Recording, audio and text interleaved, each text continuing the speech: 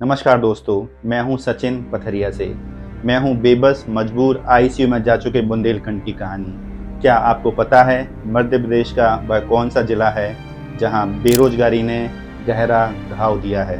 कौन सा वह जिला है जहां नौजवान अपने बूढ़े माँ बाप को छोड़कर दिल्ली और मुंबई की सड़कों पर मजदूरी करने के लिए आज भी मजबूर कर दिया गया है? कौन सा वह जिला है जिसे कभी स्मार्ट सिटी बनाने के नाम पर सपने दिखाए गए थे? और विडंबना देखिए, यह वही जिला है जिसे भारत के पहले प्रधानमंत्री पंडित जवाहरलाल नेहरू ने कभी मध्य प्रदेश का स्विट्जरलैंड भी कहा था। जी हाँ, यह वही जिला है जिसने मध्य प्रदेश को उसका पहला मुख्यमंत्री पंडित रविशंकर शुक्ल के रूप में दिया। लेकिन आज़ादी के 78 साल बाद भी उसी जिले में हर 100 में से 22 व्यक्ति गरीबी रेखा के नीचे जीने के लिए मजबूर कर दिए गए हों। दोस्तों, यह वही बदनसीब जिला है सागर। सागर एक ऐसा जिला है जिसे भारत की धड़कन भी कहा जाता है, क्योंकि यह देश के नक्शे में लगभग उस स्थान पर स्थित है जहां शरीर में धड़कन सुनाई देती है। यही सागर है जिसने मुकेश तिवारी, गोविंद नामदेव जैसे बेमिसाल कलाकार दिए। लेकिन अफसोस देखिए, आज इसी प्रतिभाशाली धरती पर किसान अपनी आत्महत्या करने को मजबूर है और पढ़ने वाला बच्चा आज भी अपने हाथों से अपना जीवन समाप्त कर देता है। सागर की लगभग 70% आबादी खेती पर निर्भर है। इसके बावजूद 78 साल बाद भी किसानों को खाद पाने के लिए सड़कों पर चक्का जाम करना पड़ता है। दरअसल आज सागर के पामाकेड़ी में बड़ी संख्या में किसानों ने खाद की समस्या को लेकर दोपहर 12 बजे से हाईवे पर जाम लगा दिया। सागर जिला वर्ष 1956 में अस्तित्व में आया। इसका क्षेत्रफल 10,252 वर्ग किलोमीटर है। इसकी जनसंख्या लगभग 27 से 28 लाख है। इनमें से लगभग 29% लोग शहरों में रहते हैं, जबकि 71% बड़ी आबादी आज भी गांवों में निवास करती है। सागर में लगभग 2078 गांव हैं और यह 12 तहसीलों में बटा हुआ जिला है। बीना, खुरई, मालथौन, बंडा, शागड़, राहतगढ़, जैसीनगर, सागर, गड़ाकोटा, रहली, देवरी और केसली, यह सारे इसके तहसील हैं। यह मध्य प्रदेश का तीसरा सबसे बड़ा जिला है। पहले स्थान पर इंदौर, दूसरे स्थान पर जबलपुर और तीसरे स्थान पर सागर आता है। लेकिन क्या सागर को इंदौर और जबलपुर जैसी सुविधाएं मुहैया कराई गई हैं? क्या वैसा विकास और औद्योगिक पहचान मिली हुई है? जवाब फिर वही नहीं। इंदौर और जबलपुर में बड़े बड़े उद्योग लगाए गए हैं, बड़ी बड़ी कंपनियां हैं, कॉल सेंटर्स हैं, अच्छी नौकरियां हैं, शिक्षा के बेहतर केंद्र हैं। क्या आपने कभी सुना है इंदौर या जबलपुर का कोई परिवार, कोई व्यक्ति मजदूरी करने के लिए सागर आया हो?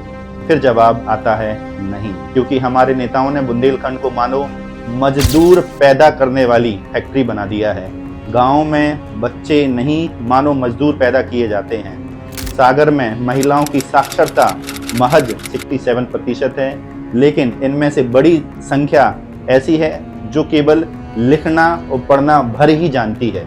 12वीं तक की पढ़ाई पूरी नहीं कर पाते हैं यहाँ की महिलाएं। पुरुषों की साक्षरता भी केवल 76% है। और जो पोषक भोजन के नाम पर मिड डे मील स्कूलों में दिया जाता है, क्या वही भोजन कोई नेता, कोई मंत्री, कोई कलेक्टर, कोई शिक्षक, कोई अधिकारी अपने बच्चों को खिलाना चाहेगा? फिर जवाब आता है नहीं। राष्ट्रीय अपराध अभिलेख ब्यूरो के अनुसार वर्ष 2023 में किसान आत्महत्या के मामलों में मध्य प्रदेश देश के शीर्ष राज्यों में शामिल हो चुका है। यह उन सरकारी योजनाओं की सच्चाई है जिन्हें कागजों पर और ट्रकों के पीछे लिखकर सरकार चलाती है, जिसका नाम है बेटी बचाओ बेटी पढ़ाओ। अब आप स्वयं सोचिए, जहां गरीब शिक्षा और स्वास्थ्य जैसी बुनियादी जरूरतों के लिए आजादी के 78 साल बाद भी धक्के खा रहा हो, वहां की हालत कितनी दर्दनाक होगी। बहुआयामी गरीबी मानक के अनुसार सागर में लगभग 22% आबादी गरीबी रेखा के नीचे मार झेल रही है। यानी हर 100 में से 22 से अधिक व्यक्ति ऐसे हैं जो गरीबी रेखा के नीचे हैं, जिन्हें स्वस्थ जीवन, शिक्षा और बुनियादी सुविधाएं पूरी तरह से उपलब्ध नहीं कराई गई हैं।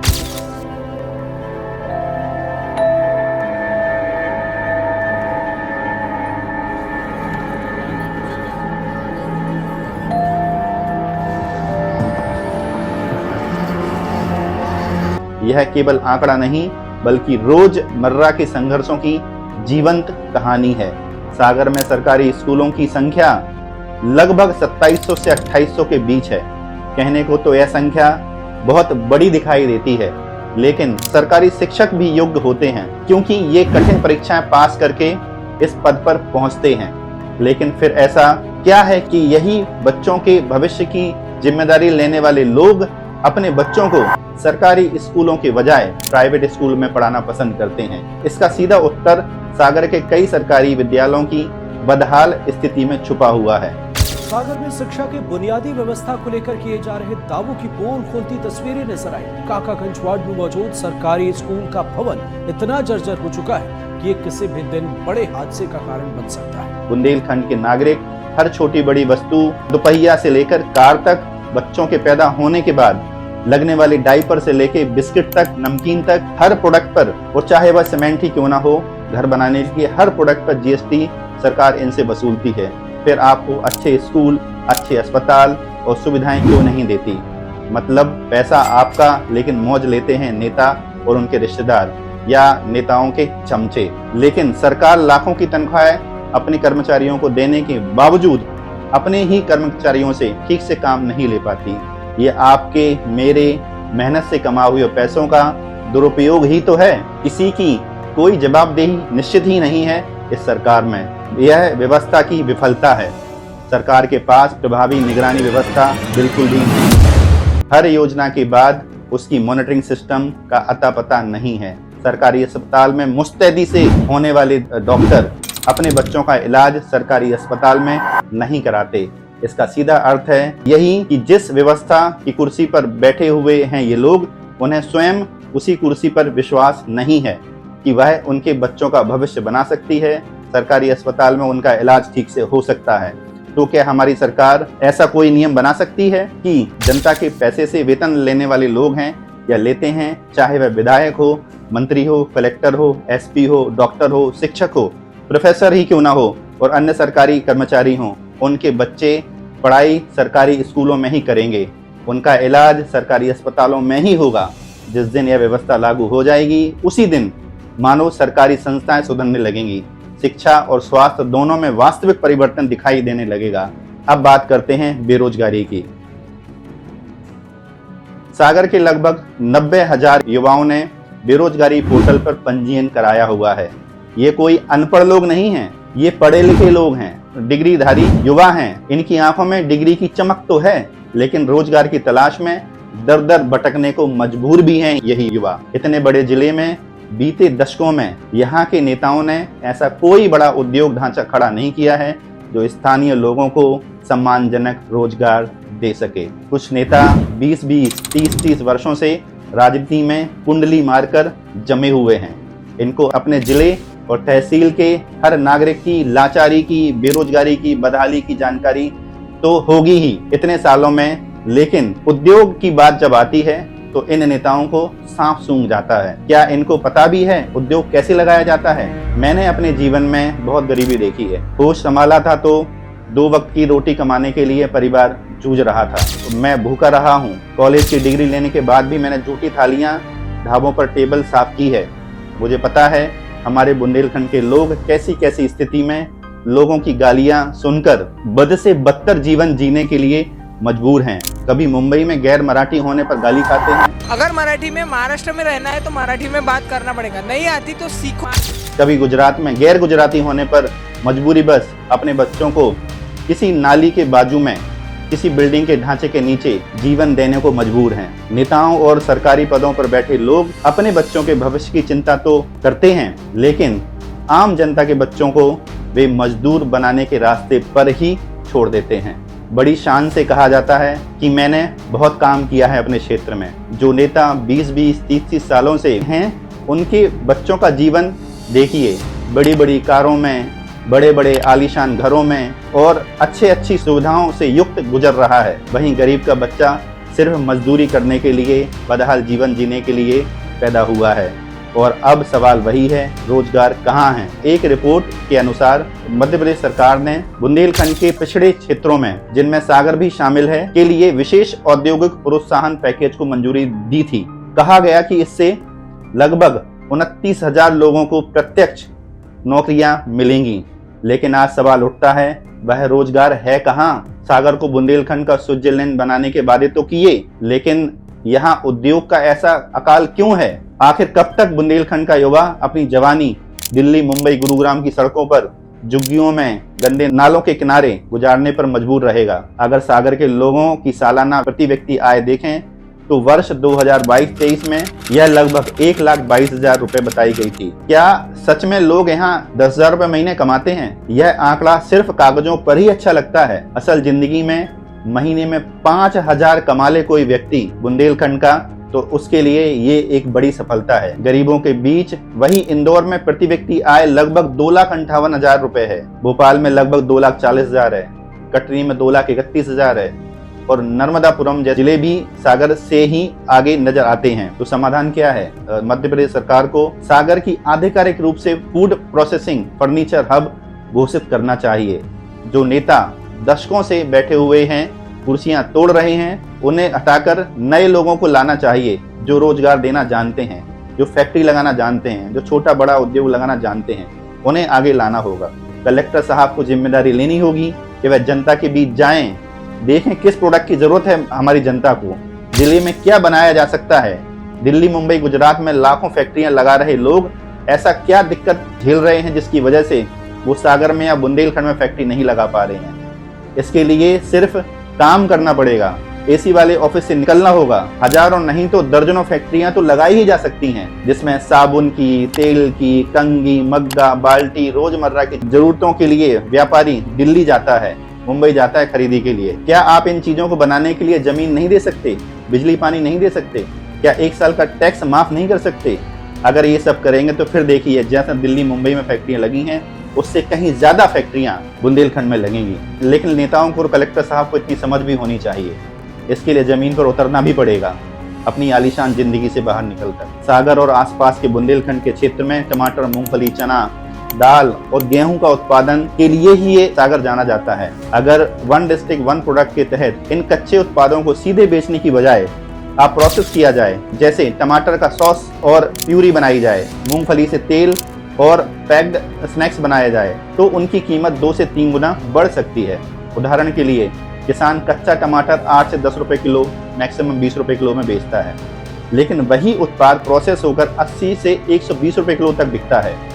यही मूल्यवर्धन आय बढ़ाने की असली कुंजी है मेरी समझ में। इसी तरह सिद्धगुआ औद्योगिक क्षेत्र में प्रस्तावित फर्नीचर क्लस्टर, जिसकी लागत 36 करोड़ बताई जाती है, करीब 3,000 लोगों को रोजगार पैदा कर सकता है। अगर वहां लकड़ी प्रोसेसिंग, मॉड्यूलर फर्नीचर और स्कूल और कार्यालय में लगने वाले फर्नीचर का निर्माण कराया जाए और ऑनलाइन बिक्री को भी इससे जोड़ा जाए, तो सागर मध्य प्रदेश का सबसे बड़ा फर्नीचर का बाजार बन सकता है। आसान शब्दों में कहें तो सागर को केवल कच्चा माल बेचने वाला जिला नहीं, बल्कि तैयार माल बेचने वाला जिला बनाना होगा। खेती plus processing plus branding plus निर्यात, ये सब करेंगे तो आपको ज्यादा मुनाफा होगा। यानी रास्ता साफ है, संगठित उद्योग, स्थानीय संसाधनों को मूल्यवर्धन और मजबूत बाजार से संपर्क में बनाया जाना चाहिए। अगर सागर इस मॉडल को अपनाता है तो वह भी एक दिन कम आय वाले जिले से औद्योगिक पहचान वाले जिले में जल्दी ही बदल सकता है। पर्यटन भी सागर के लिए एक बड़ी संभावना लेकर आता है। अगर सागर में बेहतर प्रचार प्रसार, आधारभूत सुविधाएं, सुरक्षा, अच्छे होटल, स्थानीय खान पान, गाइड, परिवहन की व्यवस्था विकसित की जाए तो लाखों पर्यटक आकर्षित किए जा सकते हैं। इससे स्थानीय अर्थव्यवस्था में सैकड़ों करोड़ का मुनाफा और गतिविधियां हो सकती हैं और हजारों युवाओं को प्रत्यक्ष और अप्रत्यक्ष रूप से रोजगार मिल सकता है। शिक्षा और रोजगार के बीच में तालमेल बिठाना भी जरूरी है। इंटर्नशिप, करियर काउंसलिंग, उद्योग कॉलेज के साथ साझेदारी और कौशल विकास के जरिए पढ़ाई करने वाले युवाओं को स्थानीय स्तर पर रोजगार के अवसर दिए जा सकते हैं। महिलाओं के लिए स्वरोजगार, स्वयं सहायता समूह और आर्थिक भागीदारी की योजनाएं सामाजिक संतुलन को मजबूत कर सकती हैं। तो दोस्तों, यह हमारी एक छोटी सी कोशिश थी सागर और बुंदेलखंड की बदहाली को समझने की और उन जिम्मेदार लोगों को पहचानने की जिन्होंने दशकों तक इस क्षेत्र को उसके अधिकारों से वंचित रखा।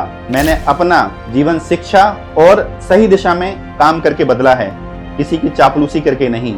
अगर आपके पास रीढ़ की हड्डी है तो सीधा खड़ा होइए, आवाज उठाइए और सही को सही और गलत को गलत बोलिए। अपने लिए नहीं, अपने बच्चों के भविष्य के लिए। वरना नेता तो अपने बच्चों का भविष्य बना ही रहे हैं, उन्हें बड़ी बड़ी गाड़ियों घुमा ही रहे हैं, लेकिन आपको बच्चों को फिर मजदूर बनाने वाली फैक्ट्री में झोंक देंगे और आपके बच्चों को मजदूर बनाने पर मजबूर कर देंगे। अगले वीडियो में मैं आपको बताऊंगा कि आपकी, मेरी, हमारी सरकार पर कितना कर्ज है जो आपकी सरकारें, मेरी सरकार लेकर बैठी हुई हैं। मध्य प्रदेश के लोगों पर लगभग 5 लाख करोड़ का कर्ज है। चौंकिए मत, इस कर्ज पर हर साल लगभग 30,000 करोड़ रुपए का ब्याज चुकाया जाता है।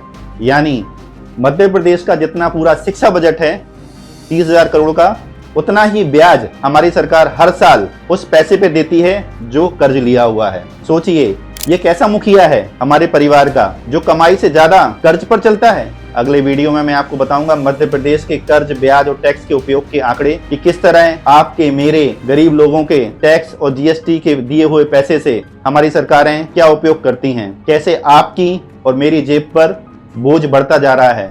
कब से हुए थे? हम जब 15 साल के थे। 15 साल के थी? अरे बाप रे। तो ऐसे ही छोटे छोटे घर बना के जहाँ बन रहा होते रहने लगा, तो अपना परमानेंट घर नहीं बना पाए। 15 साल की थी। अब कितनी उम्र हो गई? 60 साल हो गई है। धन्यवाद।